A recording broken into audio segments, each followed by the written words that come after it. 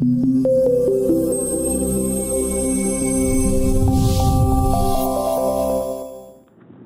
everybody, welcome to our webinar this afternoon. My name is Bruce McVicker, and I work with, of course, Train Canada, and today we're going to be talking about Office 2013 new features. So if anyone's having troubles hearing me, you can chat, but I have the speakers disabled, or microphones disabled, so you'll have to communicate with chat. Anyway, so what we're going to do is we're going to have a look at some of the key features that are new in 2013. Primarily what's new from 2010, but again, it'll help those of you working with 2007 and even 2003, although there's a lot more if we're coming from 2003 that you might need to cover. But anyway, we're going to have a look at the interface at Outlook, just have a quick look at the way Outlook works and is configured, have a look at Excel and Word, and hopefully that will work out for the 45 minutes that we've got here as well. If you have any questions, again, you can use the chat to ask questions. I will be answering questions at the end of the session, and I'll leave a little bit of time after. I'll stay on after the 45 minutes and just see if there are any questions that anyone needs answered, and we can talk about those at that point as well. So anyway, I'm going to close my PowerPoint here, and I'll get started into working with the sessions as well. So what I'm going to do is, first of all, just launch Microsoft Word and show you the new interface. And this is how all of the applications, of course, except Outlook, start up. So you'll see that we have this start view that has our templates. It has recent documents, and you'll see recent documents populated there as well. You can also, of course, go and open other documents. And if you're looking for other types of templates, there are suggested searches across the top and a way to search for templates here as well. Now, of course, I can always use Open Other Document. I can click on Blank Document, but here's something that will save a little bit of time with all of the applications. From this opening screen, if you just press Escape, that will exit from the template screen and show you the interface itself. I'm going to come back and talk a little more about details of Word. I just wanted to show you a little bit about some of the things that are a little bit different in the interface. What you'll notice is icons are familiar locations for those of you who work with 2007 and 2010, but many of the icons have been changed. So it will take a little bit to get used to. But I love the fact that you can pause on the icons and not only see the name, but also the shortcuts and description of what that works with as well. So it gives you a number of ways of making things a little bit easier to work with as well. Now, the way the ribbon works, pretty much the same. You'll notice that there is a collapse button on the top of the ribbon. So if I need to hide the ribbon, I can click to collapse that. If I need to expand the ribbon, I can click on any of the tabs, and that temporarily expands the ribbon as well. In this mode, if you click off, of course, it disappears, very much the same as in 2007 and 10. There's a little push pin on the icon, and so if I click that little push pin, that will then lock the ribbon at the top again as well. So this way, then you've got the ribbon that you can work with and access as well. There are some other controls that you can work with as far as the ribbon goes as well, and here's the ribbon display options. And so if I click on the ribbon display options, this gives me the ability to show show tabs, which is basically the same as the collapse button. I can also choose auto hide ribbon, which is kind of interesting. If you choose that, notice the ribbon is entirely gone. You might notice there are three little dots up at the top, so if I pause on the three dots and click, now I can see the ribbon reappearing again as well. But this way, notice that it does not stay active or have a push pin to lock it there as well. So what I'll need to do is go back to my ribbon display options and choose the Show Tabs and Commands to have that showing up as well. So there's the Show Tabs and Commands. That locks the ribbon back in place, and there we go as well. You'll find that things are fairly similar to the way they were in 2007 and mostly 2010. Some little additions on the File tab. And when I click on the File tab, this takes us again to our Backstage view. Things like export, which will allow us to export to PDF, although we can still do save as PDF as well. Also, share options. So again, this gives you options to share, such as, yes, sending by email and email attachments. Also, this invite people, which uses OneDrive, or SkyDrive, it used to be called. And so again, this gives you the step-by-steps in order to actually share a location with other people as well. Present online, yes, you can use Word in this case to connect to blogs and use Word as your blog editor as well. So anyway, just some interesting things, some ways of communicating there as well. To get back to the application, the arrow at the top allows me to go back to the Word document. In this case, Escape also works as well. But I'll click that and go back to the interface, and there we go as well. If you go to Help in any of the application and type "What's new?"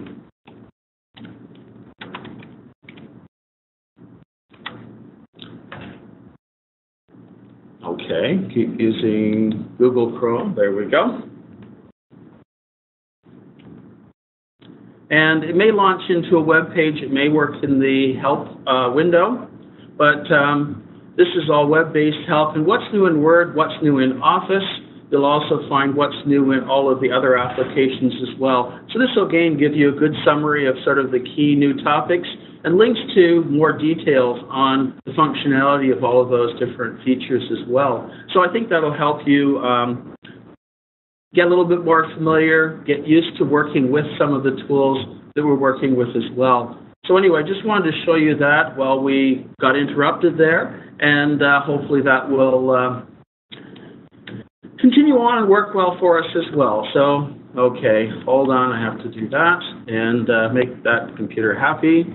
So anyway, that's the process there as well. I'm going to close out of Word. I'm going to launch into Outlook and show you just a few things in Outlook that are a little bit different as far as how things are set up. And although I'm not connected to Exchange server, I have basically the things set up. I can't send receive from here, but you can see what we're working with, and I can show you some of the features as well. I think the biggest thing that you'll get used to, it won't take too long to get used to, is the fact that down at the bottom you have the different items for Outlook that Outlook works with, the mail, calendar, people, tasks. If you're not seeing all of the items at the bottom, then the three dots will allow you to add additional items, so I can work with adding, say, the notes, the folders, shortcuts as well. I can go to navigation options and see which ones I want to see, how many I want to see. There is a compact option, but generally I don't think you need to worry about that unless you have a really small screen to work with as well. So that gives us the sort of initial setup and go, where did that panel go that we used to work with? So this nicely replaces that. And what you can see here that's kind of neat is as you pause on the items, you'll be able to see a quick preview of some of the different things that you're working with in Outlook as well. Now I'm going to go back to the inbox, and you can see that this is sort of the standard configuration. These are some old messages that I just copied in here, but give you an idea of what the messages look like in the standard view as well. So you can see that the blue bar on the left-hand side means that these messages are unread messages, and the ones without the blue bar are the ones that have been read. In the reading pane, of course, I can see the information there as well. Now, as I'm working with the messages, you'll notice that I have two buttons at the top. One says All, and the other one says Unread. So if I click the unread button, now I'm just seeing the unread messages rather than all of the messages that I'm working with. So go back to all, and there I can see all of the messages there as well. So a very quick way to see what you have to deal with, what you haven't looked at yet as well. Now, what's neat about the working with the reading pane here is that notice at the top of the reading pane, I have a reply all, and forward buttons here as well. And so if I click on the reply button, notice that it actually, yeah, okay. Yes, there we go. And notice that it actually pops up, puts the reply message inside the reading pane. So this way you can see your message that you've been reading, and there's your message that you can work with as well. So I can write my message in here and click send to send the message out. You'll notice that there are some compose tools that I have available now on the ribbon, so I can work with those as well. If you want to do it the conventional way, you can use the pop-up or pop-out option. And if I click pop-out, now I have it in its own email window where we've worked with before as well. But it might save a little bit of time, a little bit of effort. If you just have a quick reply, you can just jot it down there in the reading pane as well. I find that when you're working with Outlook, the View tab will help you set up and configure how things are working. And if you've worked with 2010, then yeah, very familiar. If you're in 2007, coming up from there, or even 2003, then yeah, things like the folder pane, which is on the left-hand side, the reading pane, and the to-do bar, which sort of replaces Outlook today from the older versions of Outlook as well. Now, what's also neat, if I go back to my inbox, which I'm here as well, and I make some new folders. So I'm going to make a new folder in my inbox called ABC Company. There we go. And I'm also going to make another folder called Important.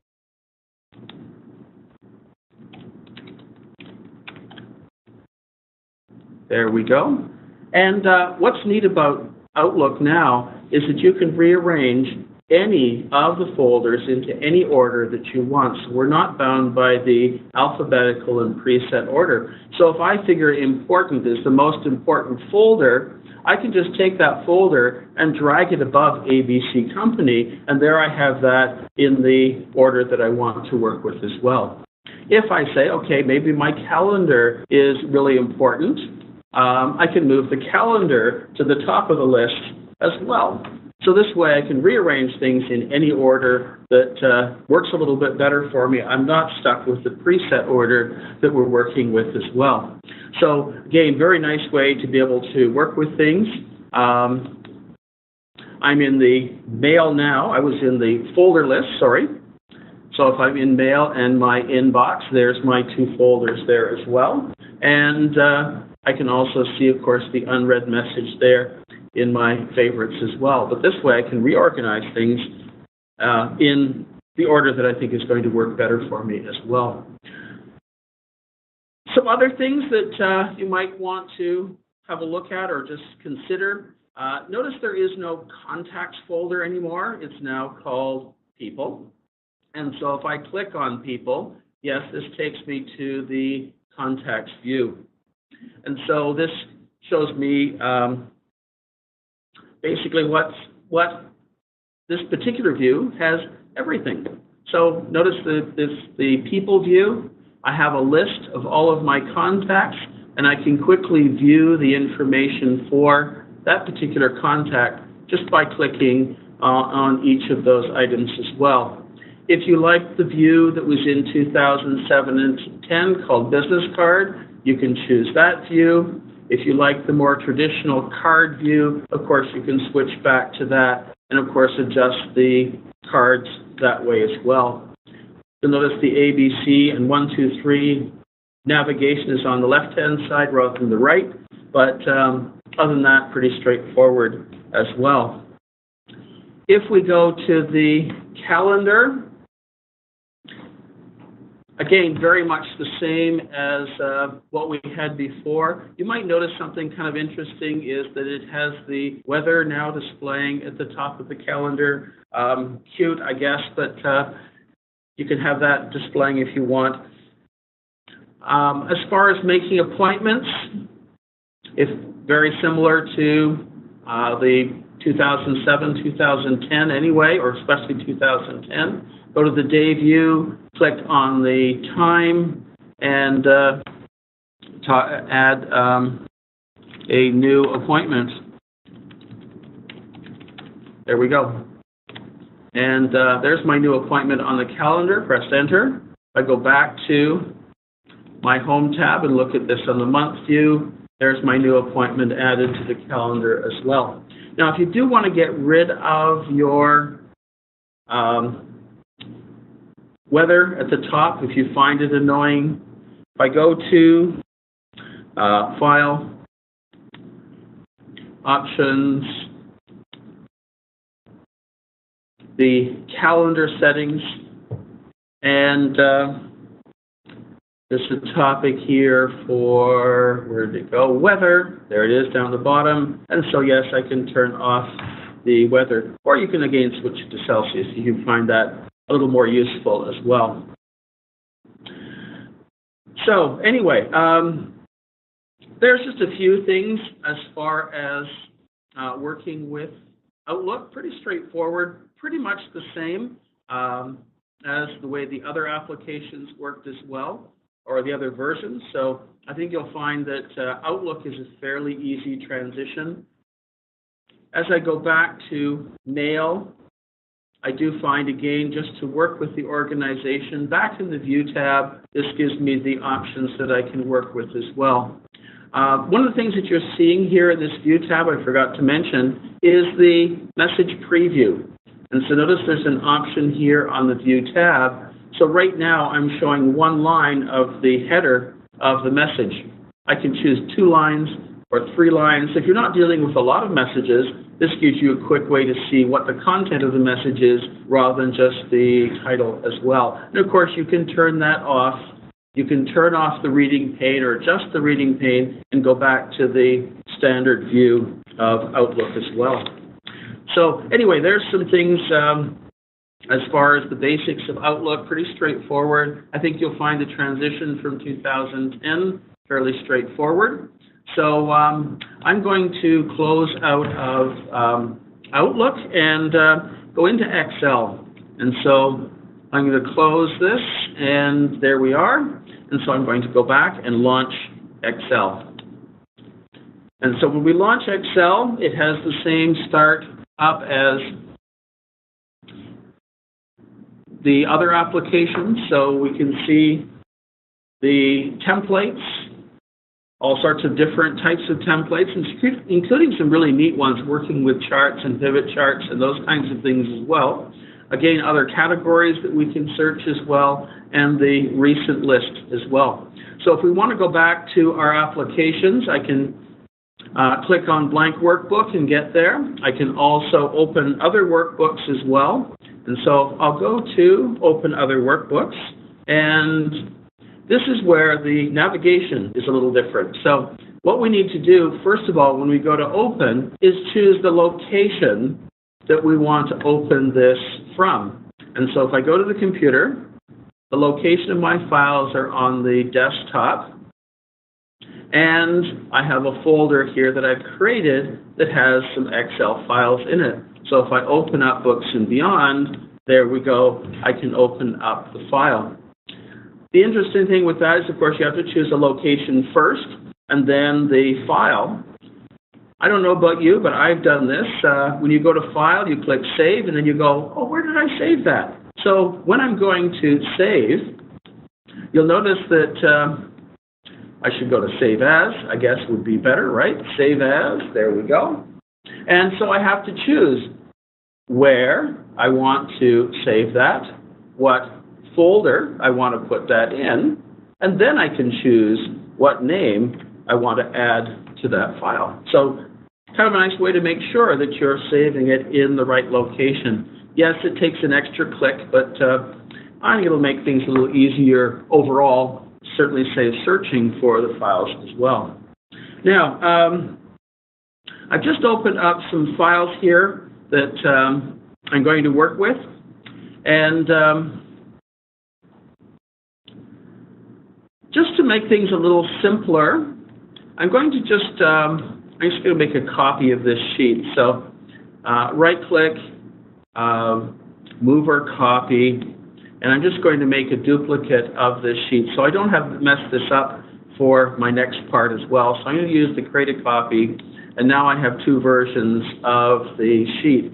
What I wanted to do on here was just get rid of some of the data and show you very quickly an interesting new tool that we can work with as well. So when you select the data on the sheet, what we get is this little button here, which is called Quick Analysis. And so if I click on the Quick Analysis button, this gives me access to a number of different tools that I can work with to analyze my information as well. So if I want to, say, work with formatting, notice there's a number of different conditional formatting options. If I want to build a chart, I can use the chart options there as well. If I want to do some totals or calculations, I can work with that. If I need to build tables or even set up spark lines for that data, I can set up and work with the spark lines here as well. So a really nice way, just very quickly, get you started with some basic diagrams and calculations and so on as well. So if I go to, say, the totals and choose sum, how's that for easy? Even quicker than auto sum. So there's my totals at the bottom of the sheet. Again, the quick analysis toolbar or button is still there, so if I click that, maybe I would like to use spark lines. So if I click on spark lines, choose line, and there's the spark line trends of my data as well. So a really nice way to be able to get the information really quickly as well. Now I'm going to switch over to the other tab, the Books and Beyond Charts, and show you how easy it is to build a chart. You thought charts were easy before. Well, if I select my data, go to Insert, there's an option called Recommended Charts. And if I click on Recommended Charts, I can now see a number of different types of charts that I can choose and preview. Single click allows me to have a look at each of those different types of charts, so I can see all sorts of different styles of charts that represent the data that I'm working with. Of course, if I want to build a chart, choose the chart that I want to work with, and click OK, and there's my chart. Some things that are familiar to you probably is Quick Layout, and Quick Layout gives you your quick layouts of the configuration of the chart. Nice option is that I can choose change colors, so I don't have to change the theme of the document. I can just pick from different color sets and recolor my diagram as well without changing the colors in the overall diagram. So I can have different charts with different colors in the same document very easily as well. Also, when I'm working with charts, you'll notice the little plus sign here. And this replaces the Layout tab. And if I click Chart Elements, this now lists all of the different elements that are involved in the chart. So, for instance, this chart has a chart title. I don't need a chart title, so I'll uncheck that. And there's my chart title turned off. If I want to work with the legend, notice there's a little drop down. So I click on the button, and I could move the legend, say, to the top instead of the bottom. So this gives me some quick ways of getting the settings for my chart as well. The next one is Style, which is really a duplicate of what's in the Chart Styles dialog box at the top. But if I'm looking for a chart that has labels that are rotated, there we go. How's that for easy? The third button, this is really neat. If you ever wanted to have the data, but you didn't want to show everything that was in the data. So this filter button allows me now to say, okay, well, I'm going to look at my data, but I'm only going to look at Q1 and Q4. And so I've unchecked those, click Apply, and there's the comparison between Q1 and 4. And the nice thing is this is too easy because all I need to do is recheck those two and apply to add the data back into the chart as well. So it makes it very easy to work with and adjust the data that we're working with there as well. I want to show you one more neat feature in Excel, and then I think I sort of have to move to Word to talk a little bit about that as well. But I'm going to close the Books and Beyond. And, oh, actually, I'm going to leave this open. So I'm going to just cancel that. I'm going to open up another document. I just want to show you another feature that's new in Excel 2013. So if I go to Open, I'll need to find the location that I'm opening it in. But of course, the current folder makes it very easy. And recent folders, of course, are there as well, which can be pinned into this recent list, so I can keep track and get to those locations easily as well. But I'm going to go back to the folder here.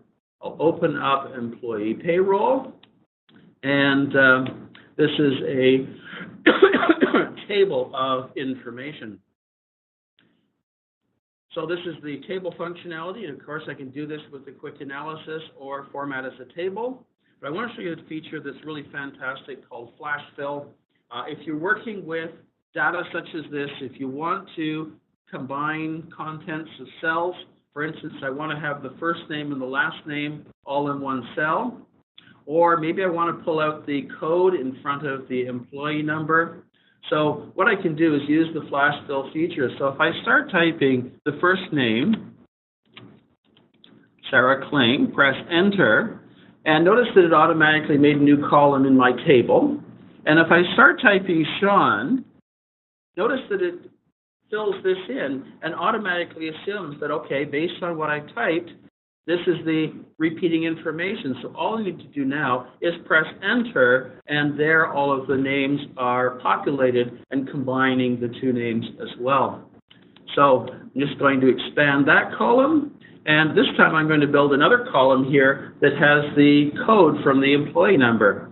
So if I type GW, press Enter, type GB, oh, let's type that properly, GB, and notice that it automatically assumes that it's got the pattern that I want, and press Enter, and there's the information combined there as well. So fantastic, really simple feature, and it does the whole column. The important thing, of course, is I have to do it adjacent to my table or a column within the table as well, but very quickly allows me to build the information as well.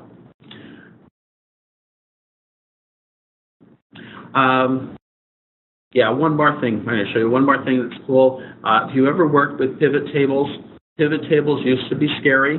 Now they're easy. 2010, they were pretty straightforward. This is even easier, though. So if I click in my data, go to Insert, choose Recommended Pivot Tables, and this actually sets up some suggested information for a pivot table as well. So if I click on, say, the one that I want, click OK, and there's my pivot table. And the fact that I can manage and move things around and adjust them here makes it really easy, but that's so quick to get the pivot table information set up there as well.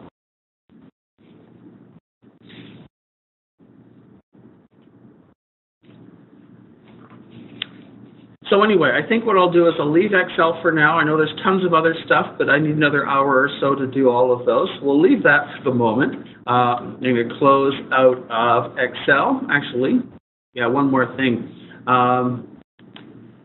You might notice that there are two separate windows now for Excel. And if I minimize this, or actually try that, restore it to a window, and restore this one to a window, now I actually have two separate windows for each Excel sheet. So rather than all being in the same window, I now have separate windows for the Excel sheets as well. A big advantage if you need to move this stuff from one sheet to another, or just have a large monitor and want to have things separate as well.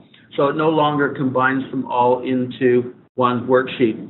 So yeah, a little bit of a difference, more like Word, more like PowerPoint now, but again, this makes it a lot easier to work back and forth between multiple sheets as well. So anyway, yeah, the last thing I wanted to talk about in Excel, I'm not going to save those. I'll close that, and maybe I'll save that. Doesn't really matter. I want to go to Word, and again, I'd like to open up another document. So I'm going to go to the Open Other Documents. I'll need to go to Computer and find the desktop. Now that I've found the desktop, there's my folder, and I have a file here called Annual Report that I want to open up as well. Now, one of the things that pops up is this navigation pane, and you may have seen that before, so if it's popped up, you usually just close that, but this does give me a great way of being able to navigate through the document and find information as well. Notice a little triangle here, so I can actually collapse the entire section and look at the main topics within my outline as well. Well, what 2013 has offered, I'm just going to go down to Annual Objectives. I'm going to close the navigation pane. And notice when I pause on Annual Objectives, there's a little triangle here as well. And so if I click on the little triangle, that will collapse that entire topic. So I can expand or collapse individual topics, or basically headings or subheadings. Notice this is a heading 2. What's also kind of cool with this as well, so if I have new relationships, untapped markets, and identify, notice that this is leveraging our historic strength. So if I collapse those three, again, I just got to get the click in the right place. There we go. If I select Identify Revenue Opportunities, what I can actually do is use our drag and drop and move that to a new location. And what's neat is it's also moved all of the content that's attached to that item as well. So a really neat way of being able to work with and reorganize the content, but even just to be able to collapse the content and hide some of the details as you're working through the document as well. Now I'm going to go back up to another page in the document, and if I click on the page 9 of 11, this will take me to the navigation pane. And so what I can do is navigate back up to our stockholders. I'm going to navigate down in my pages just a little bit and find my image. And when I click on the image, I can select the image here as well. Let's see, now, I'm going to go down a little bit further, click on the image here. Notice that this is a chart, and it has the same chart controls that Excel has here as well. So again, same tools in Word as in Excel as well. This little icon is the layout option. So if I click on that, I can see the different layout options, and depending on the type of element, I can choose to put this in line with the text or above the text, have the text wrap around the content, and again, set the anchor and set the position of that as well. So very nice, easy controls of being able to set things up and work with them that way as well. Now, one other feature, again, Word doesn't have a lot of new features other than the ones that are common to charts and diagrams, but let me go down to, let's see, I'll go back down to the end of the document. And an extra line there, so I'll delete that there. If I need to add a comment in the document, so if I select some content right-click and add a new comment. This is a little bit different than previous. And notice that it opens up a little comment box that I can type in a comment. So, is this, oops, correct?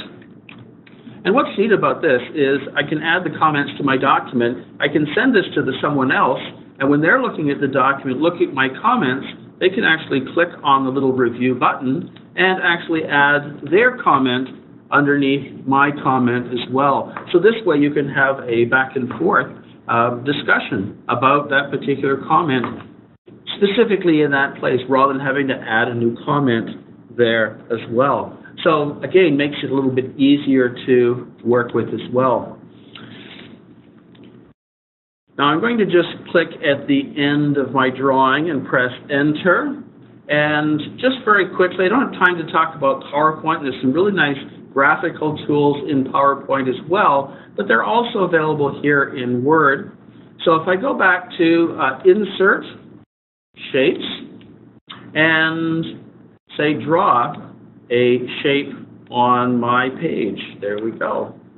And notice again that I have the same little marker here that I can choose how to align that as well. And the little anchor shows to me where this is anchored in the document. So when I click this, this is great because I can now fix the position on the page rather than having it moving with the text. Or if I want to maintain that, I can put it in line with the text as well.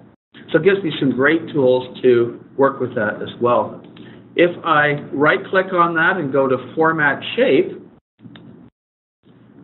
what opens up is this Format Shape panel that has fill and line options. So this is all of the detailed settings of working with the shape. All of the special effects, which are also again up here on the Format tab, but again, ways to add shadows and so on. And also layout properties as well. So I can choose the text box, alt text, so positioning of the text box, even down to things like text options as far as the color and the fill of the actual text as well. So really quick access to a lot of the controls as well. Now, one of the things that Microsoft mentions, and that we mentioned in the outline as well, is that you can edit PDF files. Well, that's almost true. You can actually open a PDF file, and it will convert that PDF file into a Word document. And once it's a Word document, then you can edit the document. The challenge there is that if it isn't a really straightforward document, it doesn't always work quite as nicely or as cleanly as you might expect. So I'm just going to show you how this works. So if I go to File and choose Open, again, I'm going to go to the computer to find my current folder. And there's a PDF file called Management. And so, yes, I can actually open the PDF file. And so, yes, it warns me that it will convert it. May take a while. It optimizes it to allow editing of text and may not look exactly like the original. So, yeah, that's a thing to be aware of. But if I click OK, there's my document. Now it's a Word document. And look at this. I can highlight the content. I can edit the content. In fact, it even, if I go to Relocation Services, even recognize the heading level of that from the structure in the PDF document as well. So yes, you can actually edit PDF documents. Now, I noticed that it's done some weird things here. This is put the bullet after the content rather than before. And these aren't actually bullets. They're just part of the text. So we'll get those little anomalies. But again, it's really nice that you can save a Word document as a PDF, and you can actually open the PDF and edit it again in Word and save it back as a PDF. So nice process to be able to work there as well. So I can see that we have reached the end of our 45 minutes. So I'm going to end my presentation at this point. I hope everyone's got a little bit of an idea of some of the things that 2013 will offer you and make things easier. I think the transition is fairly straightforward if you're working with 2007 or 2010, but you'll find this even more efficient than the 2000 or the previous versions as well. So if anyone has any questions, I have my chat window, and I guess Tracy has a question that says, can we edit PDF documents in Excel? No, it's just Word that allows us to edit the PDFs. If you need to edit PDFs with numbers in it, you can, in Adobe Acrobat, of course, export to a spreadsheet file. But it's only Word itself that works that way. Thank you very much for joining me, and have fun with your new applications when you get them as well.